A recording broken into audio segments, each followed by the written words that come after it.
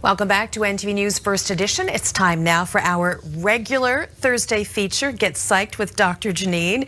And this week, we're going to talk about COVID fatigue and all the things that are associated with it. Well, joining me now is Dr. Janine Hubbard, clinical child psychologist.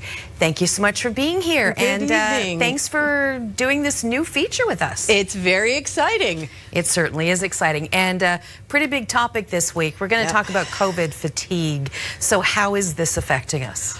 This is affecting every single one of us in some way, shape, or form.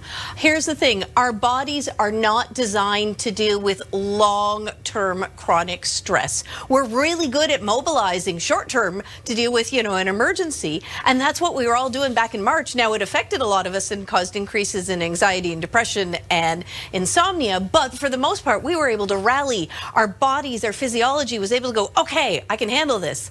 Problem is, this has been going on and on and on. And even though we've had a relatively safe period of time up until quite recently, our adrenal systems have still kind of been lingering. And so they've still kind of been under duress. And we are feeling the effect of it. We are all tired. We are worn out. And although there is positive news coming, it's still a long way off. And it's affecting all of us. It is affecting all of us, and we seem to be seeing it more and more. We're seeing people who are getting more irritable, maybe even angry. So why is that happening? Well, there's a couple of things.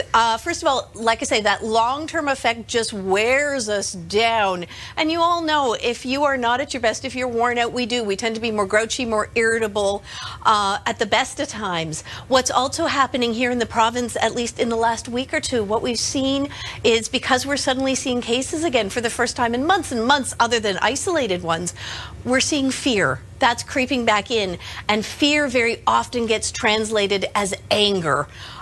Because fear is something that makes us feel hopeless and helpless. So we try to find a place to target it. And unfortunately, in a lot of people at the moment, that's coming out as anger and irritability and some scapegoating. Which leads us to our next question, which is how important is it to practice empathy and to not stigmatize those affected by outbreaks? People, I guess, like rotational workers or their families and their children. Absolutely. And again, this is why we're seeing a different reaction to people getting infected now than we did back in March. There's a lot of blame being placed on people who, quite frankly, this is a highly contagious disease. You can be doing everything right and still wind up being impacted by it.